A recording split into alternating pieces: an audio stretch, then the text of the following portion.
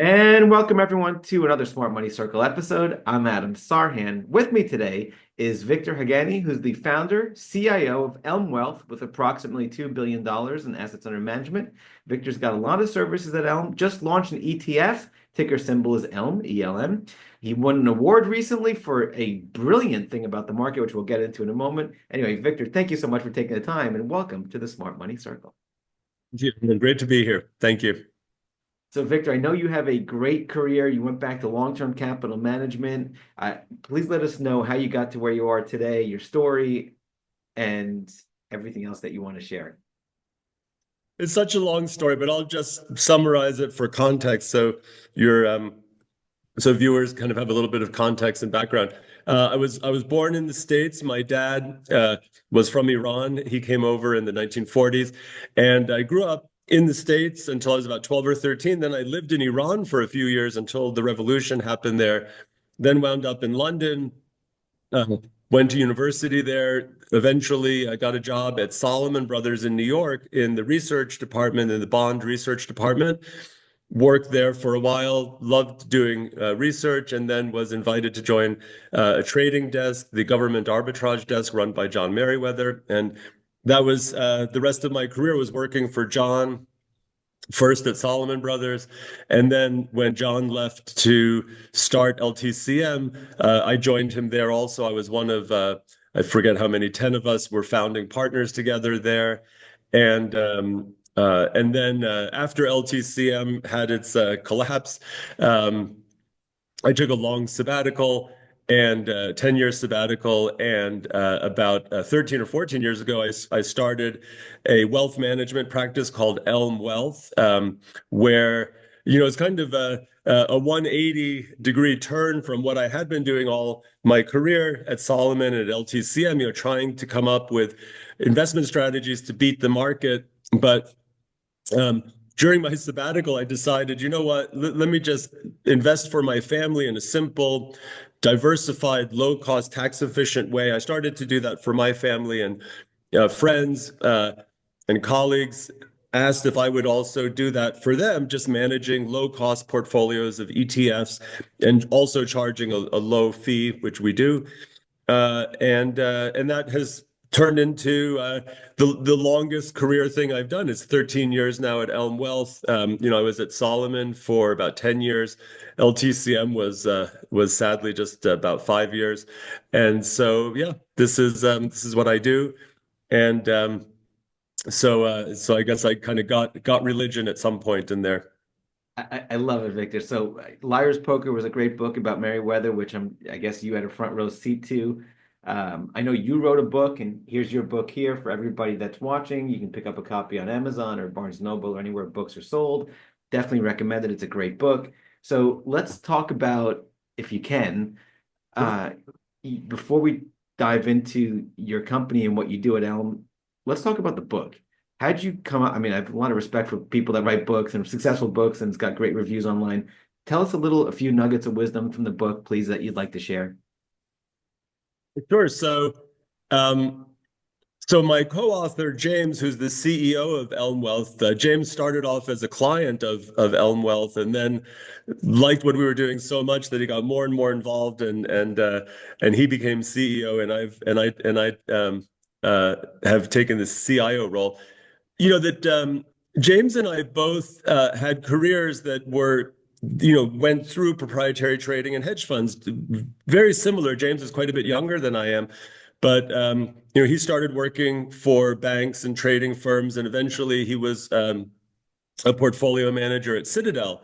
And you already heard what my story is. And both of us kind of went through those ups and downs. And James was at Citadel in 2008 when they were when they were struggling, and he went through that. And I think that that both of us reflected a lot on our experiences, and we realized that the sizing of investments is as important as choosing the right investments. So, investing involves two activities. the identification of what's a good opportunity, something you want to buy, or potentially something you want to short. But normally we're thinking about buying something that's cheap and a good investment. And then you have to decide how much of it you want in your portfolio. And they're they're like equally important decisions. Like you're not going to make money if you can never find something good to invest in.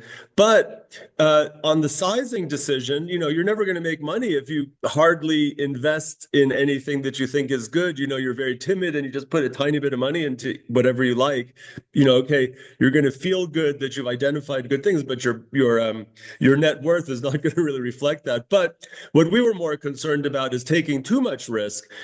And then when you take too much risk, you can turn something that was a great investment into something that makes you go bankrupt. Because, any investment, good or bad, but even good investments, they go up and they go down. And so, like if we know, for instance, that the US stock market has been a tremendously good place to invest. You got a 10% return over the last 125 years, or maybe or 9 or 10%, maybe it's closer to 9.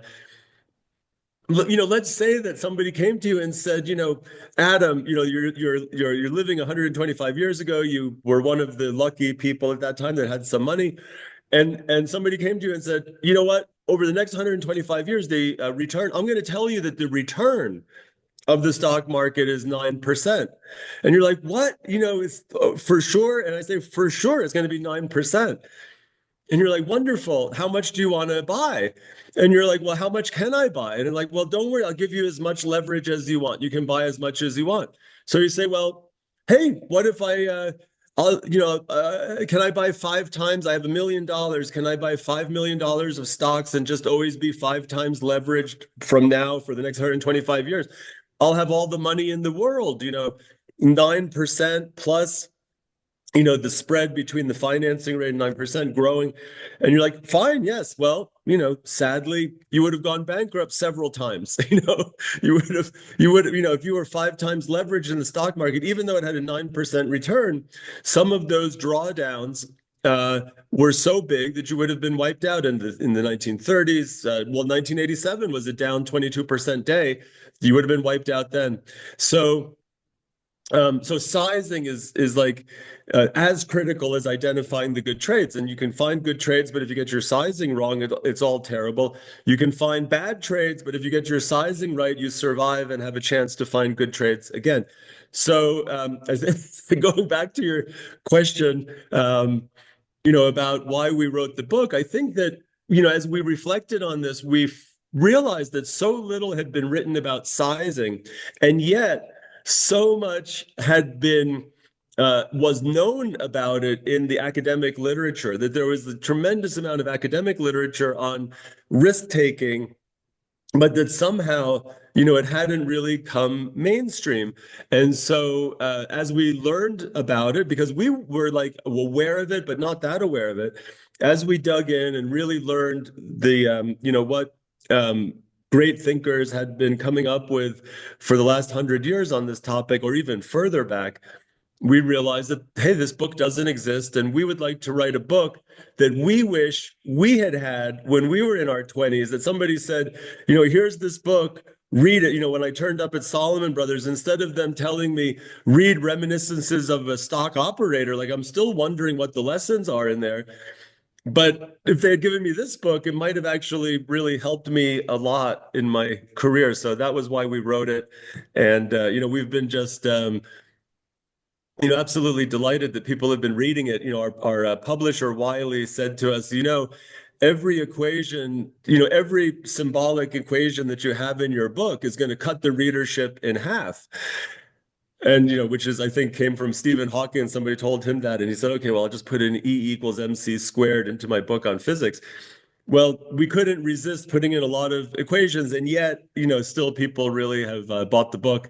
And I guess we would have sold millions if the number of people that would have bought it would have been bigger by the number of people that it was cut back by having that. Anyway, sorry, Adam. I will try not to answer all of your questions this long.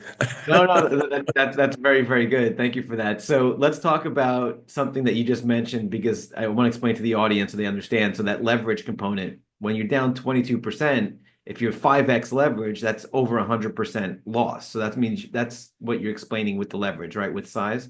Okay, wonderful. And then the next thing, Victor, let's talk about your award. Congratulations, by the way, on the Harry Markowitz Award. And let's talk about some of the insights that you've learned and what you published recently and the logic behind the award. So, yeah, I was just really, really chuffed to get this award, the Harry Markowitz Award from the Journal of Investment Management for a paper that I co-wrote with my long-term co-researchers and collaborators, Rich Dewey and Vlad Ragulin. And uh, the number of people have been writing about why it is, or noticing and then trying to explain why does the stock market tend to do better in the overnight session versus the daytime session. So this phenomenon, referred to as the overnight drift, for instance, if you go back 30 years and you look at the ETF SPY, the S&P 500 ETF, and you look at that and you just pull your data off of Yahoo Finance or wherever, you'll get opening data, opening price, closing price. So first of all, if we just look at investing a dollar in the S&P 500, including dividends for 30 years, that grew into about $18, $1 into $18 if you just kept reinvesting dividends, et cetera, over the last 30 years. Terrific. Amazingly, if instead of owning it, buying it, and just holding it till the end, if every day you came in and you bought it in the opening auction at the opening price, and then sold it at the end of the day at the closing price, that we have, your dollar, instead of turning into $18 or whatever, would have turned into $1.20, like nothing. It would have underperformed inflation, underperformed treasury bills. It would have been a disaster over the last 30 years. What a terrible investment. You would have lost so much inflation adjusted value of your wealth. Meanwhile, since I told you $1.20 in the daytime, that tells you that in the nighttime, it made about almost all of the return. It made like $17 in the nighttime. So, we were just fascinated by this, and there's a lot of theories out there about what's causing it and what explains it. The Fed wrote a big paper on it. The Federal Reserve Bank wrote a big research paper on it. And, we were reading the research and just fascinated. Not that it had a lot to do with what we do at Elm Wealth, because we just invest in ETFs. And yes, we buy our ETFs kind of at the close, but that doesn't make such a big, we're not trading so actively that daytime, nighttime makes a difference. But we were just fascinated by it, and we did some research. And we decided to look at individual stocks, that, okay, if the whole index is doing this, maybe we should look at the individual stocks that are making that happen, and try to see, is it like all stocks? Is it kind of randomly like all stocks tend to do better in the overnight? Or is it just some kinds of stocks? And when we started looking at it, we realized that the most dramatic overnight outperformance was in stocks that were very familiar to us because they were in the news. They were meme stocks or attention stocks. They're stocks that retail investors are really attracted to. My mom likes to day trade, despite my admonitions, and she, it's like kind of some of the stocks that she likes to trade. So we sort of did a Googlegram analysis of like, okay, which stocks get the most mentions? How do they do in the overnight? And we found that yes, like if you're more of an attention stock, you do better in the overnight. Stocks that actually, there were other stocks that did poorly in the overnight, and we could identify them, like they never get mentioned. And so actually, after we won this award, which was like a couple of weeks ago, we decided to like update, to just write a short note on the topic, like giving an update, because we wrote the paper like in 2021 or 2022. And so what we did this time is we just said, hey, Chat GPT, which I wasn't using back then. It's like, hey, Chat GPT, what are the 20 stocks that are most popular with US retail investors? And also, what are 20 stocks that have the highest single stock option volume? Like we wanted to ask two questions to get a bunch of stocks. So that gave us like 32 stocks because there was a lot of overlap between. And then we said, all right, you know what? Some of those stocks aren't very volatile. They're just like too big and not very volatile. Let's take them out. And that left us with a list of about 25 stocks. We looked at those 25 stocks, and 24 of them were like massive winners in the nighttime and did terribly in the daytime.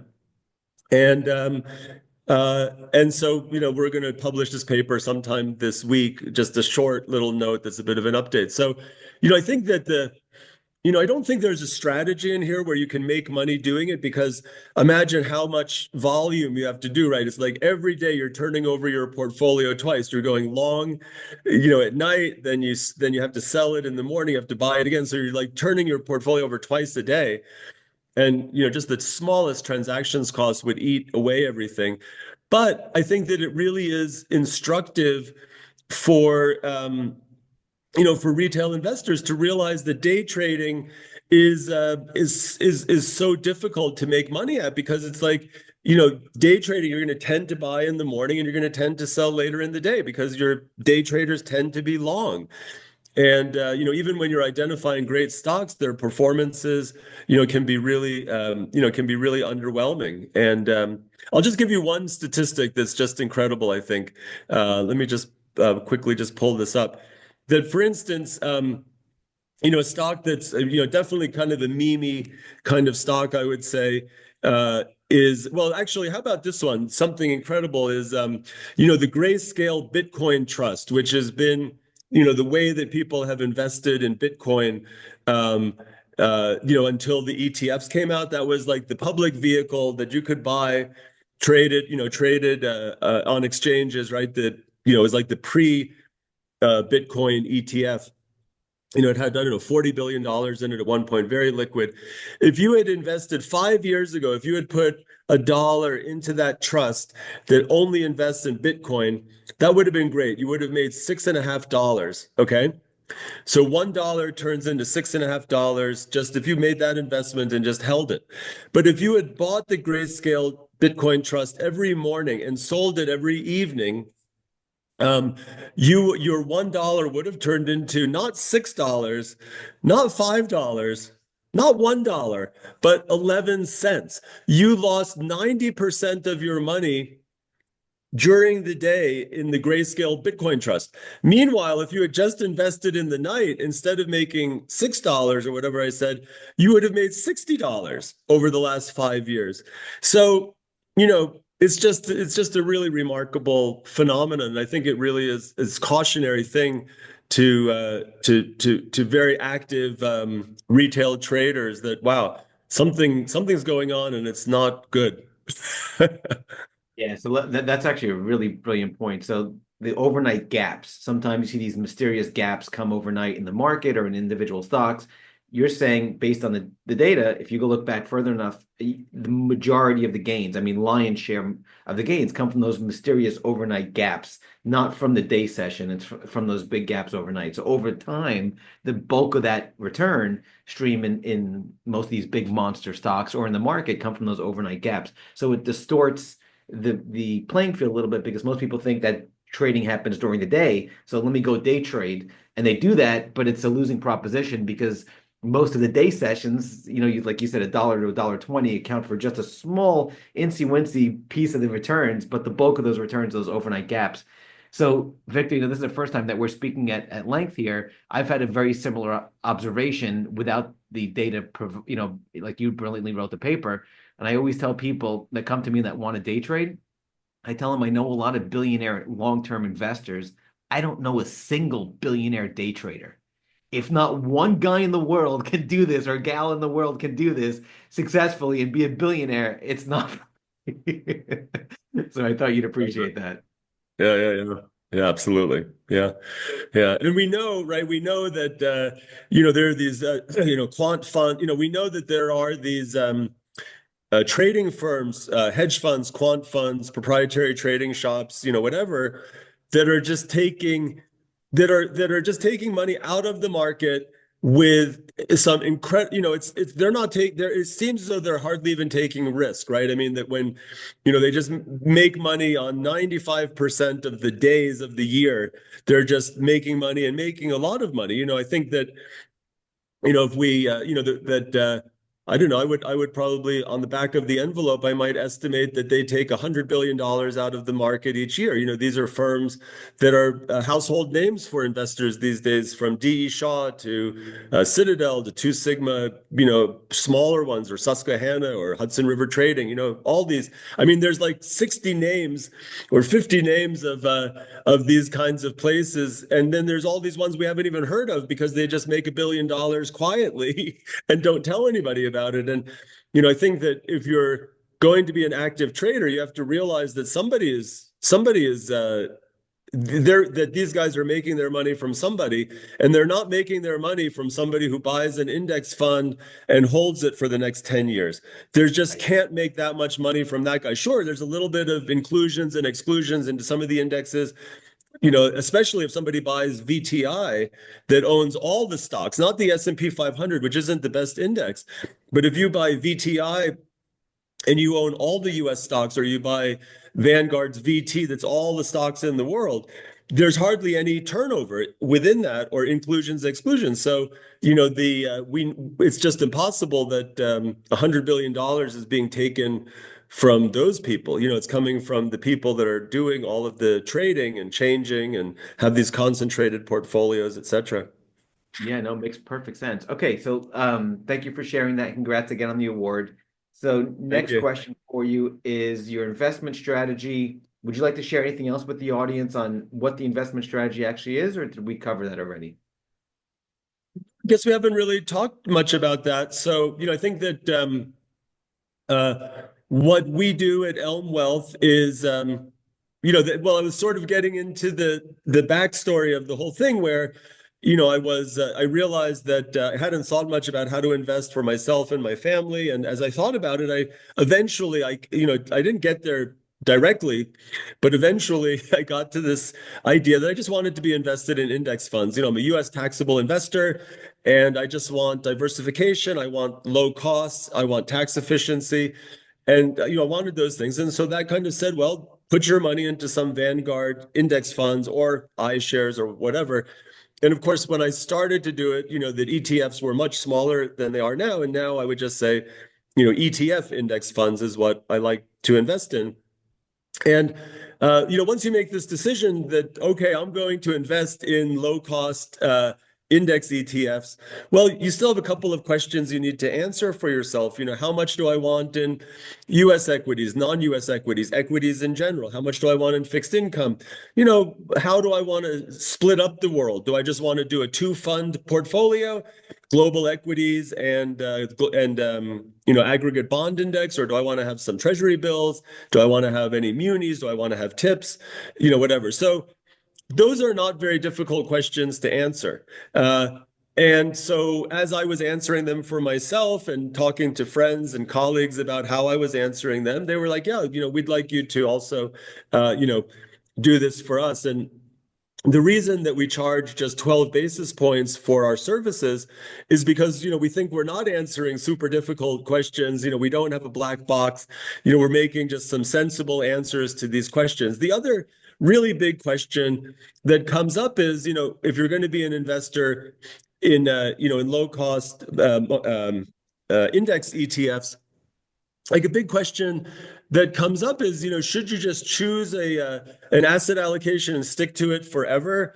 Or should your asset allocation reflect changes in interest rates, risk levels, multiples? Should the level of the price earnings ratio change your asset allocation?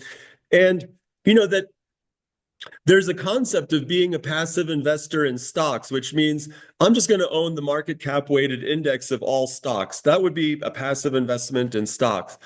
And you can do that. And in fact, that's what, that's the only thing that all of us can do. We can't all own the Mag 7 because somebody has to own the rest of the stocks and be underweight the Mag 7.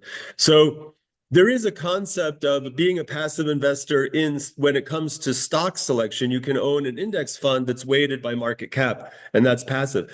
With asset allocation, there is really no concept of a passive approach, that anything you do, even if it's just say, I'm going to be 60-40 forever, is still really an active decision, because you're not making that decision based on some market cap weights that everybody's going to do. You're deciding how much equities do I want to own? And how do you make that decision? You have to make that decision based upon expected return, risk, and your own personal degree of risk aversion.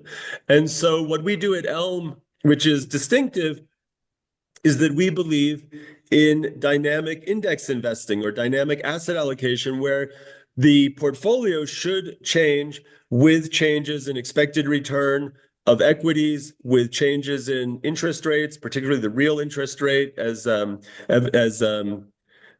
we find from the real yield of tips, and also the risk level. If we're in a very high risk environment, we should have less exposure to equities than vice versa. And so that's what we do very systematically, transparently, simply. Is we do a dynamic index investing. In fact, we have the trademark for that term, dynamic index investing. We get to put a little R next to it because we've been doing it, and we asked for the trademark, and we got that from the beginning of Elm. So that's what we're doing. That's distinctive, and that's how I describe it. And there's lots of stuff on our website that goes into detail because there's no, as I say, we want investors to fully understand and embrace what we're doing. It's not a black box that generates alpha. It's just a sensible way to invest that allows you to have a more comfortable time keeping a lot of your assets in equities, which is important to do. Oh, I love that. So let's talk about some timeless lessons, Victor. You've been around for a long time, many decades now. You have a fantastic story. You've been around some really key players in the financial world over the decades. What are some timeless lessons you've learned that you'd like to share with the audience? Let's see. I think that one lesson that I've learned, and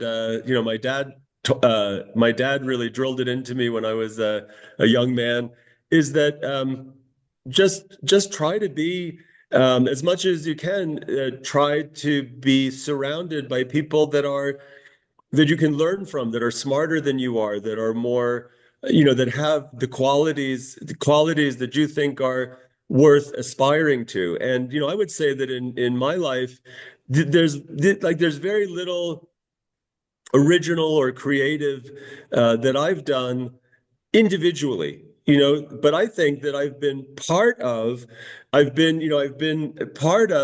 lot of really good, valuable things that have been valuable to other people. And that's because I was in a group of people that had tremendous capabilities, and I was, a little bit additive to that. Like I could hear what they were saying and say it in a different way, for instance, or I could be a sounding board or whatever it was. So I think that just being, trying to live your life where recognizing how much your friends, your associates, your colleagues, your family, can how much they can enrich your life and the things that you can do and your capabilities. I think that you just there are some people that do a lot on their own. They're remarkable people. They go into a room and they come out. Maybe I don't even know. Maybe that at some point they were educated by other minds as well. So I think that that's probably the thing. Is to seek out society, whether it's working and social society that really just helps you to grow and to contribute. I love that. And then how about the other side of that, timeless mistakes? Oh my goodness. Well, uh, I guess right. I mean, there's a saying that when we get to the end of our life, that we don't really regret the things that we've done. I'm not at the end of my life, so I can't say this for sure. But I think that people, that in general, we don't. It's said anyway, right? That whether it's it makes sense to me that we don't regret the things that we've done in our lives. That we tend to regret more the things that we didn't do. And I think that saying no to things, saying no to too many things, and is a mistake. And I'm sure that I've said no to a bunch of experiences that I should have done. Um, I think that's a big mistake for me in life. And and I probably, I'm just, I just feel like I'm too inefficient. I just, I wish that I would just spend less time on my phone and less time, sorting emails. And I wish I could be more like, what's his name? Cal Newport, right? Who wrote that book about trying to be efficient. One of my sons is a real believer in that, and he practices those techniques. And yeah, I mean that life is, that you look at Charles Dickens and you say, how the hell did this guy write all those books? And he didn't even have a word processor. And he wrote all these books and they're amazing. And, then they didn't even just flow out of his mind. Like there's edits and stuff that went on.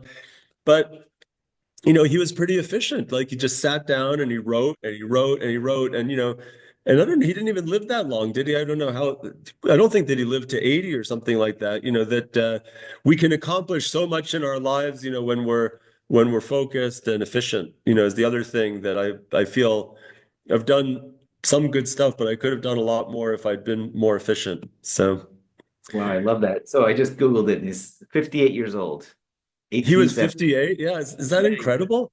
So unbelievable. he Yeah. did all of that in 30 years, right? From Really probably late 20s. It's incredible. It's just incredible. And of unbelievable. course, he's not and the thing is, right, that he is not that he's exceptional, but he's not that exceptional. I mean, there's scores and scores of people who have achieved that. It just shows you what we can do. Um, it's incredible. It really is. Okay, beautiful. That was very, very nice. Thank you for that. Now, two more questions for you. Next one is let's talk about risk management. How do you handle risk and what are some mistakes you see people make with respect to risk management? So, for me, I think that, the lessons that I took from LTCM, about risk management is that I just want to avoid leverage. So that's the first thing, it's like, do you know what? It's just, yes, would 10% leverage be okay? Could I own 110% of some assets and borrow $10? Okay, but it's a slippery slope. Once I say that, I'm like, well, why not 40% leverage or whatever? So I think that avoiding leverage, I think there's enough returns to be had in the market. There's enough opportunity to grow your wealth without using leverage. So avoiding leverage is one big risk management thing for me. And then, uh, just you know, when you're given the opportunity to have more diversification for no extra cost, just take it. So, sure, it might be the case that a 50 stock portfolio kind of randomly chosen could have roughly the same standard deviation as the S&P 500 or the global stock market, whatever. But, you could just get all that extra diversification for virtually no cost. And so I just think, that really being diversified, and there's this really famous paradigm in finance that goes back, I think, to 1980, or even further back than that. That's they call it the Grossman-Stiglitz paradigm. And, it basically says, like, why would anybody ever trade with each other? Like, you have some information, they have some information. Why would you trade with somebody who probably has more information than you do? And it was kind of a paradox, that there should be no trading, that happens. And then it's a little bit like the efficient markets hypothesis. Then it starts to get we start, like, that's the starting point, and then we find these exceptions to it. And I just think that overconfidence is that when we think about the behavioral biases of investors, of all of us, I think that there's like two main ones, that researchers and practitioners really think about, that lead to too much risk. One is overconfidence, and the other one is extrapolation from too small a data set, or data set where, or that's not stationary. So extrapolation of beliefs from too small data, and overconfidence. I think, many researchers think just those two, that's all. Sure, we have there's a laundry list of about 100 behavioral biases that we have from Kahneman, Tversky, and everybody else. But if you just think about those two things, for me, that really encapsulates, like, everything that's important in terms of behavioral finance and markets, investing, asset pricing. And so, trying to mitigate and avoid those things, by trying to counter your own natural overconfidence, reminding yourself constantly about that, and just not seeing the future as a continuation of the past is really important. Also, that we just don't know. So it's so chaotic how the future evolves that you don't want to be extrapolating. I love it. I love it. Final question for you. What's the best piece of advice you'd like to give the audience or your 30-year-old self? The best piece of advice. Yeah, I wish I had prepared a little bit for that, but well, for my 30-year-old self. Um, for my 30-year-old self, I mean, I would definitely remind him that that it's the journey, and there is no goal. There is no goal at all. It's just all the journey. There's no goal to, there's these intermediate, you're trying to get somewhere, but basically it's the journey. And it's a pretty long journey. You don't need to be in a terrible rush. You don't need to get too upset about things. Um, and Yeah, I think the best piece of advice that I could give to anybody is, like, if you have a choice, that we kind of have a bit of a choice about whether we want to be an optimist or a pessimist. That I would rather wear the rose-colored glasses, that not only because it's a little bit like Pascal's wager, right? Like, I don't know if there's a God, but if there is a God and I don't believe in him, that's going to be bad. But if there's not a God and I believe in him, that's not so bad. And I think that if we don't really know what the future is going to be, should we be optimistic? Should we be pessimistic? What we don't really know. That I would rather wear the rose-colored glasses and see the positive and really try to keep seeing the positive. And even if that means I'm, not as objective as I could otherwise be, it just makes for a much more happy and peaceful, sort of day to day. And it's certainly possible to have a lot of interesting thoughts, with still, if you have and I'm not, saying that you shouldn't pay any attention to the bad things. I'm just saying, like, try to be a little bit optimistic. If you feel like you have a choice at all in things, then, try to be an optimist. I think that it's a reasonable, we don't know what the future will hold. So if we're thinking about it, it's just a whole fog anyway. So, if you're going to try to think about it, try to think about it optimistically, because, and then realize, don't be overconfident and base your actions on these forecasts, because we don't know what's going to happen. But at least if you're, like, thinking about it, and and all that, try to see things that way.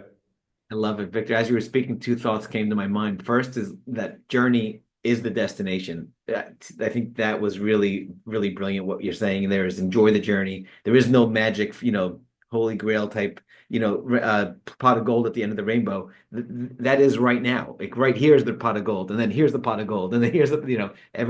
the power of now.